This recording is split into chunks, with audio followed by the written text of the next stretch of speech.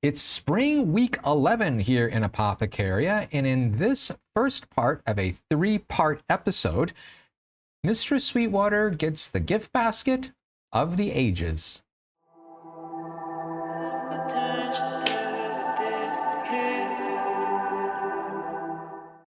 Hey there, everyone. Welcome to Drawing Expressions. I'm Parz Sadfa, and yeah, spring week 11. Week 11. This is the final week. And it was such a long episode, I broke it into 3 parts. So this is part 1, and we will talk about all of that in a little while after the story. And of course, before all of that comes guidelines. Of course, you knew it was coming. Because it's always gonna be here. It may not be a rule, but it is a very, very strong guideline that I talk about guidelines first because I really, really believe in guidelines. There are no rules when it comes to being creative. It is all guidelines. In the planner and the pantser sections today, the planner section is the same planner section as always. It is the narration and how the story was put together, the creative mixing bowl. The pantser section is, it talks about, well, the title is When the Story Stops Talking to You. So we will be getting into that in a little bit as well. And before we do anything else, let's take a moment to breathe and stretch. So sit upright, make sure your sit bones are nice and planted in your seat. And here we go. Breathing in, 2, 3, 4, 5, and hold. 2, 3, 4, 5. Exhale. 2, 3, 4, 5, and hold. 2, 3, 4, 5. Deep breath in. Stretch.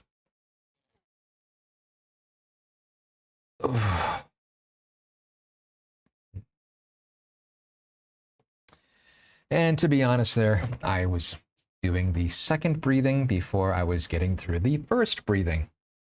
Guideline says we have to do the county square breathing first, and then we do the cleansing breath second. Guidelines. Okay. Yeah. So week 11, spring, first part of 3, so it is just going to flow straight on through. And without me talking about it any further, how about we just dive straight into the narration? How about that? Should probably get on with it since it's so long. It took 3 episodes or 3 videos to fit in 1 episode of material. Okay, so this is called gifts. There's a period of time that occurs between deep sleep and full awakeness that's a transition between the two.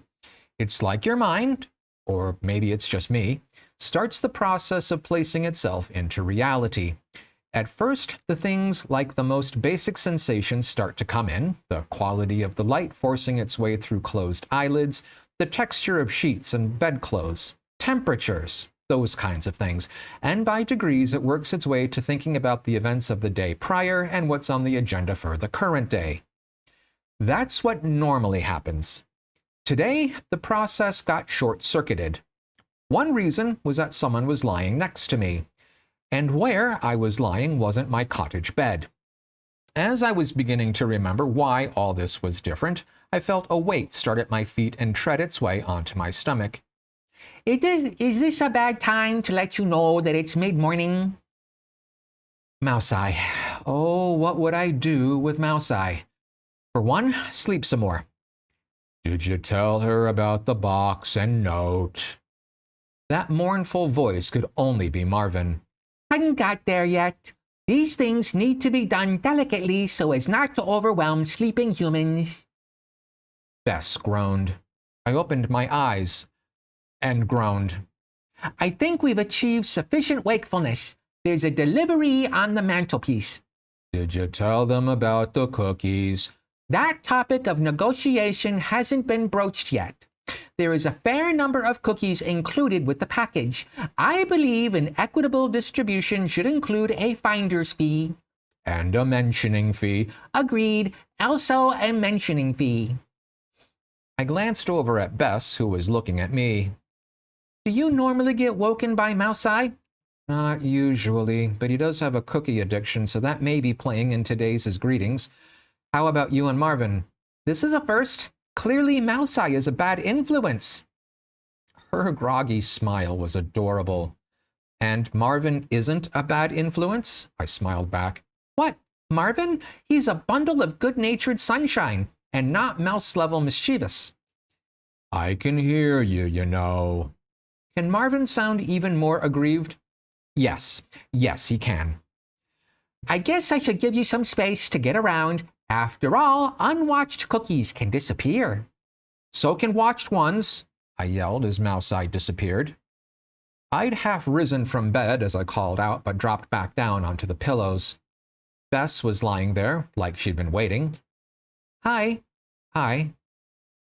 The silence that followed was full of promise, which I, for some reason, tried to break. How'd you sleep? Not sure. I just did. So if you need instructions... She giggled. Oh, but I will include in those instructions, when I finally write them all down, how to sleep through cold feet looking for warmth from their partner. Oh, you will you? I'll co-author the section of having an elbow in the small of your back. The laughter we shared diffused things to some degree, but deepened something else. Something I didn't quite understand. Bess looked beautiful, willing, hopeful even. She reached over and moved a strand of my hair from off of my face. Her hand lingered on the side of my head. I hope it's okay for me to say that I care for you, and that it was nice to sleep next to you. Is it weird for your insides to feel like butterflies are flapping around, and to find it hard to breathe, and your mind to dribble out of your ears and leave you feeling like a complete idiot? Bess just smiled at me, then kissed my cheek as she murmured, "You are adorable." Then she kissed me on my forehead. "You're wonderful." Then she kissed the tip of my nose. "You're sensational." Then she... Those cookies, I believe, are cannibals. If they aren't unpacked soon, there'll only be survivors left. I barely paid attention to Mouse-Eye's antics. She kissed me on the lips. It was Bess who broke the spell. Apparently we're needed in the cottage. Shall we? She got up, then lingered by the door. I'll be just a minute. See you inside? Her eyes twinkled. Take your time. I'll keep the cookies safe. It took me a second to remember that this whole thing had started around Pips's baking. Belatedly, I yelled out, "Don't fool yourself. Cookies near Mouse-Eye are never safe." My head was so full, but I couldn't get a handle on any single thought. They swirled around, evading attempts to make sense of them. I was lost. I just stood in the sleeping space, unable to figure out what I should do. Everything I felt, every thought I tried to think, it was all too much. May I offer you a cookie rescued from the greedy clutches of Donkey and Mouse? She stood in the doorway, glowing, I think. I couldn't see anything, except for this goddess. She started to step towards me, but I put up a halting hand. Her face fell, I think, but I couldn't have her approach me again. She started to leave. "Please, just stay right there. Please." And she did, uncertainty working across her being. "I'm sorry if I..." My hand went up again. She stopped talking. I focused, found a full breath, gathered what thoughts I could wrangle together, then threw caution to the wind and started speaking. "I can't tell you what I'm thinking because right now thinking is too hard. The only thing I know, without a doubt, is that ever since you knocked on my door, I haven't been happy, truly happy, unless you're near. But at the same time, you've approached me, held me, been with me, kissed me. I need to know if I can do the same for you, with you. Do you see?" With tears on her cheeks, she stood facing me and opened her arms wide, waiting. The smile, the love? I couldn't resist. 2 steps towards her and I hugged her tight, not wanting to let go. I felt her hold me just as fiercely. And time paused. We kissed, We cried, we clung. At some point, some semblance of thought started to return. This may not be the best time to ask, but what happened to the cookies you had in your hands? She started to shake from stifled laughter. It was a choice of holding on to cookies or holding on to you, so I ate them. No, silly, but don't step back or you'll have a hell of a mess on your hands, feet, some part of you. And given that my hands were already covered in cookie grease, my blouse spotted, I'm sure with a bit of washing, it'll only be slightly stained. Seriously? Nah, your clothes are fine. But I was serious about not stepping back. We untwined. I recovered the dropped, chocolate-laden circular baked good. Breakfast? More like lunch. I'd offer her a cookie in one hand, but her head snapped forward and bit off a piece of mine. It took some time for us to eat 2 cookies between the laughter, the pseudo-offering of a cookie, the simple act of playing with our food. It was silly, but so fun. Did you tell her about the wand? Marvin's voice rolled through like a cold, deep shadow. Bess's laugh dispelled it. Oh yeah, it looks like someone sent you a once-in-a-lifetime care package. I looked at her, stroked her cheek, and before I kissed her, said, I'm sure whatever is in there is safer than the cookies. It can wait. Her lips, my universe. Her body, my anchor. Sometime later, arm in arm, we stepped into the cottage. There was something different about the interior. Was it brighter? Or vibrating? Or it was like the spirit of the cottage was more apparent. Not in a, oh, hey, she's standing in the room sort of way, but something undefinable had appeared. Manifested. Whatever. Mouseye and Marvin were waiting for both of us, as were a few items sitting on the mantelpiece. I was so overwhelmed, I guess. Tears started flowing from the feeling that things just couldn't get better. Oh, how wrong I was. The easy part to distribute was the bag filled with cookies, which had been opened already, maybe by Bess, maybe by one of our familiars. It's easier to think of Marvin as a familiar than try to figure out a distinction between him and Mouseye and then label it. And there was a state of having been rummaged through. I asked Bess to hand out the remaining cookies, if there were any. Honestly, I wasn't really paying attention because I just read the accompanying note from Pip, which said she'd made me a wand. Sweetie, there's a lovely satchel up here. Do you want me to open it? Without thinking, I just nodded. I might have said something too. Honestly, I just don't remember. A wand! That was my only thought. And then I came back to myself. This was something that, if I chose to, could be a special time of sharing. I'm so glad I decided to stop and include a friend. No. Special friend? No. I have no words for who she is to me. Bess, I've got something I want to share. I do too. Have you tried the chocolate I handed you? In my hand was not a forgotten, but more of an unnoticed chocolate. It looked good, so I jammed it in my mouth. Oh my gosh, it's so good. I know, right? Okay, tell me you have something that compares. Go on, tell me. Laughter and crossed arms. It got me laughing too. Well, it isn't edible, so it's bound to disappoint the food-focused among us. But my friend Pip, she's in the here yet not here, remember? Yeah? Okay, good. So she started making wands. Guess who got herself a brand new wand? Bess took a step back, then recovered. You know, that sounds impressive, especially if it's anything like your broom. Hey, did she make your broom? No, I bought Vapor Trail in town. Bob got it at an estate sale. No, I have no idea what all it can do, aside from enabling the gathering of a few types of reagents that are more insubstantial. Anyway, I thought you might want to be a part of trying her out. Her eyebrows shot up. Seriously? Unless you don't want to, I totally understand if... Bess held up a halting hand. I have no idea of what, if anything, I can do to help, but I'd love to be a part of whatever it means to be a helper. We both stepped up to the mantelpiece. The wand itself just lay there, inert. I had no idea what the possibilities were, but I was so excited to find out. Sweetie, and I hope you don't mind if I call you that, but why is that star shard glowing? A glowing star shard? I looked over, and sure enough, it was glowing a gentle pink. Maybe it was blushing? Maybe it was... Wait. Star shards glow in the presence of your true love. Well, yeah. It means I'm with my true love. How does it know? Don't know. And it was only a rumor that it does this. I guess it's a confirmed rumor now. It feels like destiny, you know? There's all sorts of stories about love at first sight. I never really gave them credence. Until now. So, okay, the star shard knows how we're feeling, but what I'm really curious about is what you are going to be able to do with that wand. You're more interested in the possibilities of the wand and less on you and I being true loves?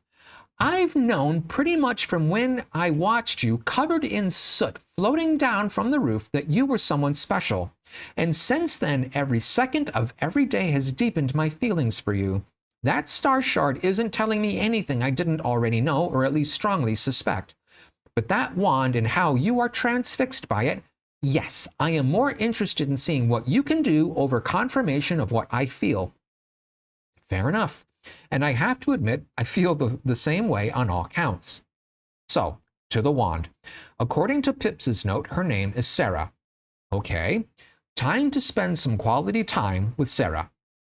Oh yeah, she's at the core a combination of the reagents songberries, coffee cap, moon lotus, and star shard. So what might that mean? Songberries are sweet and wonderful for mood. They also tend to attract drunk fairy folk. Coffee caps are also sweet, packed with energy, and are a remedy for the senses. Moon lotuses open at night. It protects its fragile self from sunbeams. It's fabulous for conditions involving burns, the sensation hot, skin issues, and rashes. And of course, the star shard, which glows when around your true love, can grant wishes and works a treat on magic and curse issues. Pip said Sarah turned lavender when she was made. She's definitely glowing that color now. Bess and I, with Sarah in hand, settled under a tree. "Kiss me for good luck," I said. A few minutes later, I was able to focus again. As Bess watched, I held the wand and focused. The weight, the texture, the feeling in my hand, the glow, her name. I found myself opening my eyes. I didn't recall closing them. Maybe something happened while I blinked. But my eyes opening was slower than normal. More dramatic, I think you could say. I was in a witch's cottage. Not mine, but with enough similarity to mine that it was clearly occupied by a witch. Standing in the middle of the floor was a glowing figure, a lavender glowing figure. This must be the spirit of Sarah. "Hello, my name is Mistress Sweetwater. Is your name Sarah?" The figure smiled. "The memories held within the wood are called Sarah. I am the power and spirit of the wand. Collective, I suppose it could be termed. I am the sum of the parts, including that of Sarah. Sarah is immutable. I, however, can change. Call me what you will, for names also change." "Then, should I call you by another name?" "Think of me, and you've called. If, however, you'd like a name to use, Sarah is as good as any." "Then Sarah it is." The figure nodded in acknowledgement. "So, I know you can help collect certain magical reagents." Another nod. "What else can you do?" A pause, then, "You are a child of wood. Do you not feel the connection between you and I? Are our combined abilities hidden from your view?" I wasn't sure what Sarah was getting at, so I said so. "Then allow me to do this first service for you. First, close your eyes. Then feel your feet. Notice how they feel on the floor of the cottage. Wiggle your toes. Now feel, then extend, elongate, stretch out, reach down, burrow through the floor and into the earth. Raise up your arms. Feel your fingers rise into the air through the cottage roof. Bathe in the life-giving sun. Leaves sprout from your limbs while your toes drink water and touch root systems full of knowledge, willing sharers of messages and information. Protect yourself within a layer of bark while vital fluids course up and down your body. Feel yourself as part of the natural order, both individually and collectively. I opened my eyes to see that the cottage was no longer present.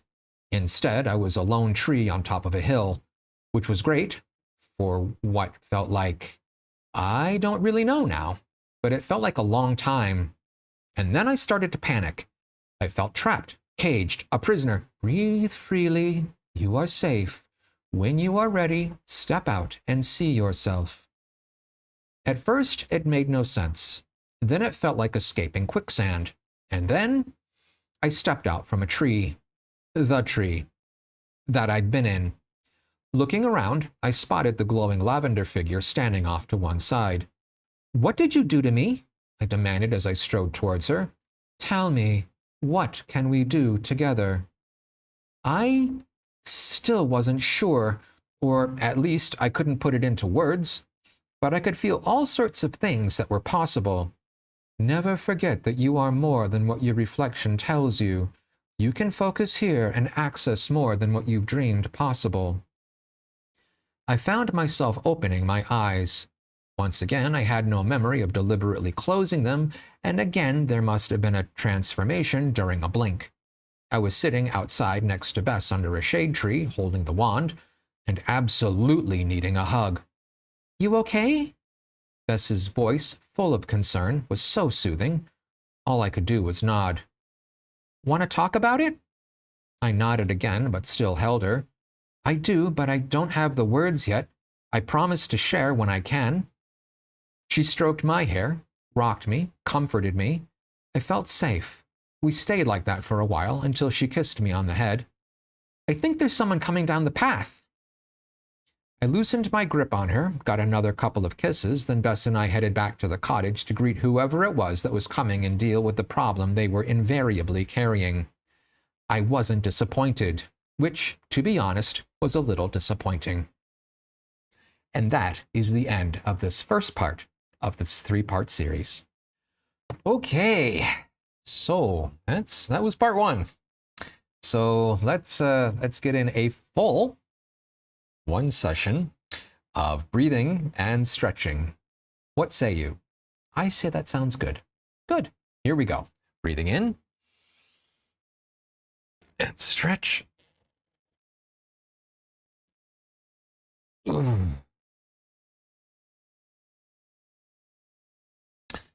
Okay. So, yes, indeed. That I'd never timed it out before to know if I should break this up or not. It just felt really, really long, and seeing the timer on my recording software, I'm glad I did. Wow. Okay, so let's talk about how this episode came together. And for some parts, we're going to be talking about this particular episode, part 1 of 3, and for other things, we're going to be talking about the full thing. And I will try my best to keep track of which one we're talking about. Okay, so first off, let us go over to my prompt list. Whoops. Let us go to that prompt list. And there we go. Take a screenshot, and 3, 2, and 1. Here we go. Yeah, I've got a whole it's a whole document just ordered, page after page after page. And so, yeah. Anyway, let's come over here and talk about some in-depth stuff about the prompts. Now, the prompts, this is going to cover all 3, and I will highlight the ones that came up inside this first part of the 3-part series, but I will bring it up each time. So the first thing to know is that week 11, when Alicia and I first started writing our respective week 11s, we both thought we were going to be writing through 11. So we're going to have a cure, we're going to have a rest, and then we would do week 12, and then we would do the festival, and then festival would end. So that's how we started. And somewhere in the middle, it became really clear that we were just sort of done. The story was done, and Alicia actually had a bit of an experience where she tried to shift her story, and it actually kind of it flamed out in a way. She had a dragon show up, and it just sort of burned everything to ash, and so she was just sort of left on her own. So it was really indicating, yeah, we're done here. So I went through and I did mine, and yeah, put it together. The really long, that's how it became really, really long, because it needed to cover a whole bunch of stuff to wrap up a whole bunch of things that had come up in prior episodes, and tie up some loose ends and things. And so yeah, so that's how this got to be so big. And in the so as Alicia was going through her trials and tribulations with her story, mine just stopped dead. I got to a little ways in, and then it just refused to move forward until we made the decision that this is going to be the final episode. And then all of a sudden it started talking to me again, and off we go to the races. And that's going to be the Panther section. We'll talk about that some more. Okay. So the illness prompt, dragon sickness. So dragon sickness, funny enough, is in the novice table, so it's the lowest of the four. We had been operating in the level 2, and so we got a prompt for the ailment, didn't like it. We knocked it down 1 to this dragon sickness that we'd never had before. And so, okay, here we go. We've got we're going to deal with that. We haven't seen it yet in the story, of course. We are going to see it as we progress along in the next episode or 2, parts of the episodes. Okay, so aside from dragon sickness, there are a couple other prompts, and I think in this case I'm going to hold off on talking about them. We haven't gotten to it yet. There's no sense in confusing the issue. So when we get to the next part, then I will bring it up.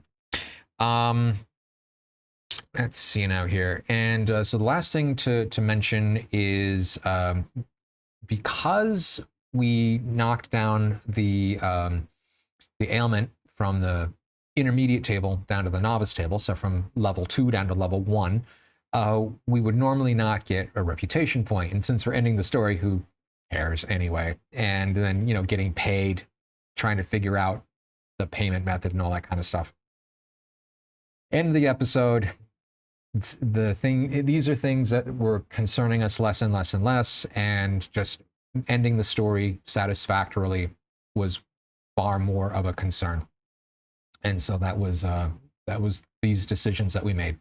Okay, so let's talk about what's been written before. So the best sweet relationship, we started talking about it in week 10, both in the Cure and the Rest episodes. It has become more cemented. Yeah, it's only been a week, but what a week it's been. And yeah, so their relationship definitely deepened to where they're true loves. And it is sort of this love at first sight type of experience. And so I really hope that came through. I really hope it's made sense as it's been progressing along. So the other thing to note, and I actually forgot to bring this up in the prompt section. So Alicia had made a wand, and it had been, she made it during that dry spell in my week 11.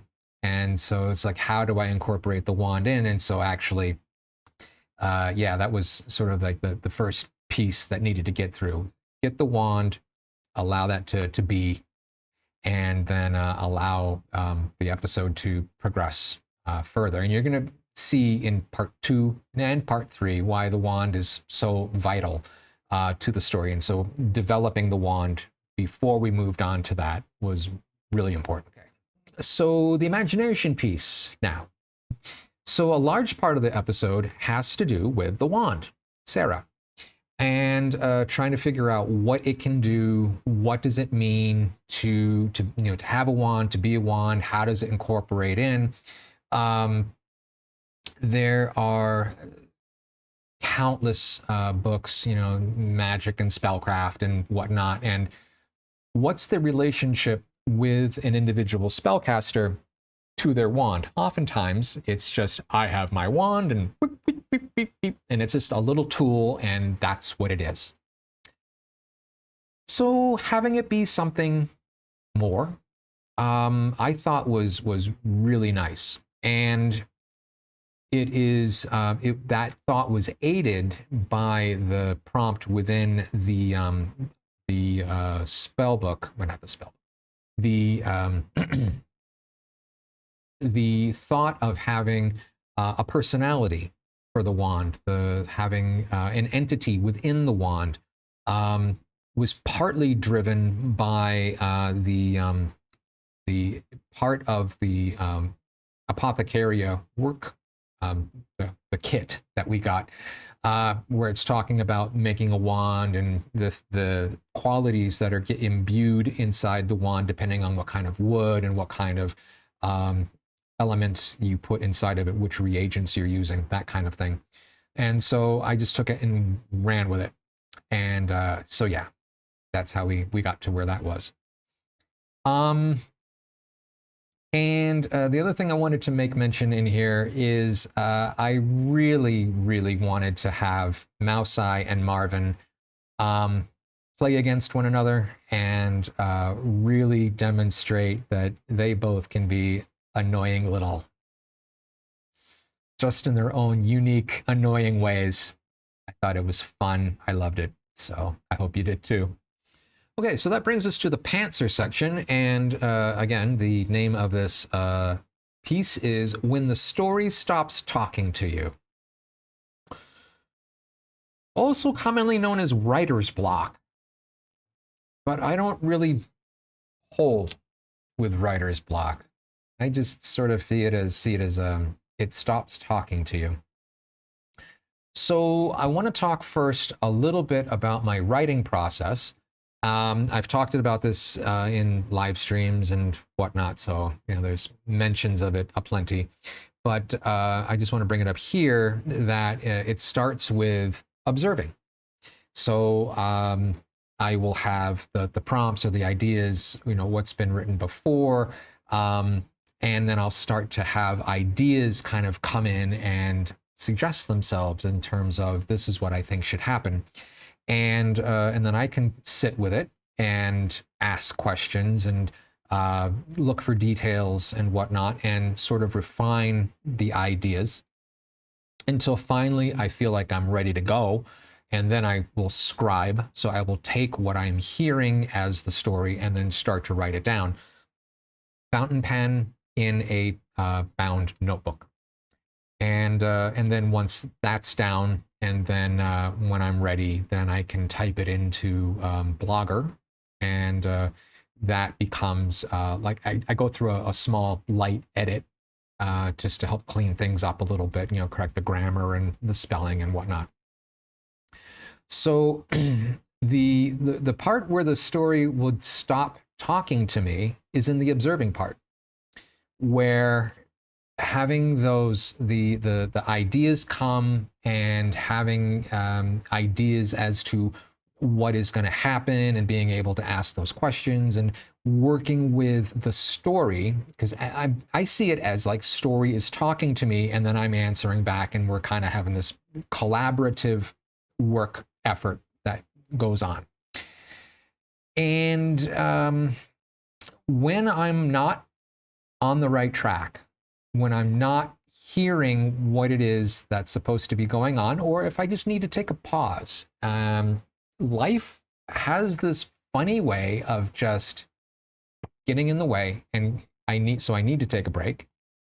And the other thing that happens is story stops talking to me. I can't see it in my head anymore. I can't think my way forward. I know what's come before, but I can't figure out where to go forward from there. And so I stop. I stop and I wait, and I'll ask questions from here and there. But oftentimes it's just a matter of waiting for something to resolve, or waiting for me to realize that I need to view something in a different way. And so in this case, the story stopped talking to me because I thought we were still writing all the way through a week 11 cure, through a week 11 rest, into 12, and then over to the flower festival. So all the events that are going to show up over the course of these parts, well, part 1, 2, and 3, was going to be spread out and more across all those different episodes.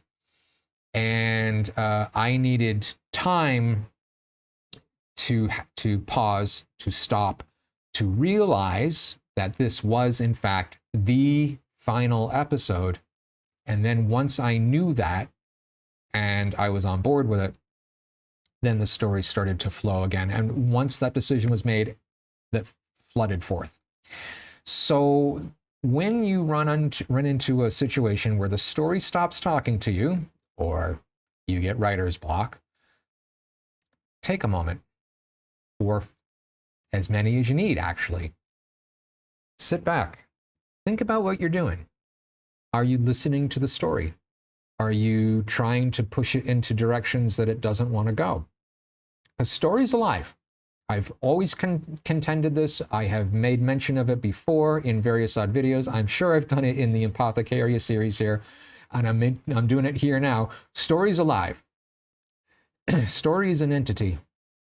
It's just as alive as you and I. Yeah, it doesn't breathe and whatnot. It's not biologically alive, but it does live, and it wants to be expressed. And you have the pleasure, the privilege of expressing it. And so for me, I find it very incumbent to work with story and to ask good questions. And then when I'm relaying the story as I scribe and then as I edit, I do my best to honor the characters, to honor the story, to honor what I am being gifted. And so then I can turn around and gift it to you. And really, I can gift it to myself because I'm the first reader. Keep that in mind. Keep that in mind when you're having a hard time with story not talking to you / writer's block. You may just need to get out of your own way, to step back, let the story talk. Maybe there's a decision that you've made that's inappropriate, and try and figure it out, or allow events of the day or the week, the month, come to you. Because it took me a month. It took me a month to write this episode, and most of it was I was not writing at all because I was waiting for that decision, waiting for that decision to come through that this was the final episode. Anyway, so I think that covers just about everything that I wanted to talk about today. So before I let you all go, let's talk about the drawingXpressions haiku. A creative space, holistically supportive. Please like, share, subscribe. Please. And with that all said, thank you so much for being a part of this journey. Thank you for listening through to the end of this episode. And I hope to see you in the next 2, and then there's the epilogue after that. So 3 total episodes yet to go.